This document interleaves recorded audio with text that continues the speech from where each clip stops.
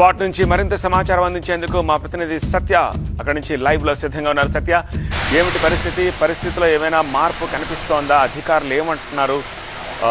స్థానికుల్ని rescue చేశారని చెప్తున్నారు. వాళ్ళకి ఎక్కడ రెస్క్యూ చేసి ఆశ్రయం ఇచ్చారు? వాళ్ళకి ఎలాంటి ఏర్పాట్లు చేస్తున్నారు?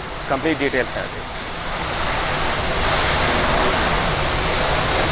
అదే శబ్దం, అదే ఉవ్వెత్తున ఎగసిపడుతున్నటువంటి మంటలు ప్రస్తుతం ఇక్కడ అదే పరిస్థితి ఉంది. ఏమీ వినిపించలేటువంటి పరిస్థితి. ఎందుకంటే ఆ ఉవ్వెత్తున ఎగసిపడుతున్నటువంటి ఆ మంట శబ్దం తప్ప చుట్టుపక్కల కూడా ఏమీ పనిచేయనటువంటి పరిస్థితి. ఎందుకంటే కొంచెంసేపటి క్రితమే జిల్లా కలెక్టర్ టీవీ నైన్తో మాట్లాడారు. ఇది బ్లో అవుట్గా భావించవచ్చని టీవీ నైన్తో ఎక్స్క్లూజివ్గా మాట్లాడినటువంటి పరిస్థితి. ప్రస్తుతం అయితే మాత్రం నీటి ద్వారా అక్కడికి ఫైర్ ఇంజిన్లు చేరుకున్నటువంటి దృశ్యాలు చూడొచ్చు. ఫైర్ ఇంజిన్తో పాటు కొన్ని ప్రొక్లైన్లు కూడా చేరుకున్నాయి.